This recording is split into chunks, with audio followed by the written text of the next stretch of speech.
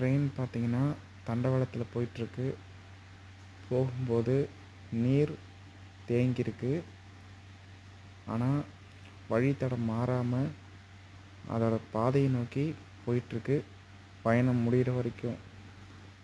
ஆனால் மனிதர்களாகிய நாம் மட்டும்தான் நம்ம போகிற பாதையை சரியான பாதையை தேர்ந்தெடுக்காமல் தட்டு தடுமாறி ஏதோ ஒரு பாதையை தேர்ந்தெடுத்து நம்ம அடையிற கஷ்டத்தையும் நஷ்டத்தையும் மனசுக்குள்ளேயே வச்சுக்கிட்டு நம்மளால் அதுலேருந்து மீண்டு வர முடியாத அளவுக்கு ஒரு பெரிய மாற்றமே இல்லாத அதையே கடந்து போகணும்னு நினச்சிக்கிட்டு இருக்கிற வாழ்க்கையை விட்டு உதறிட்டு வெளியில் வந்து இந்த ட்ரெயின் தன்னோட பயணத்தை சரியாக துல்லியமாக போகிற மாதிரி நீங்களும் போனால் நாங்கள்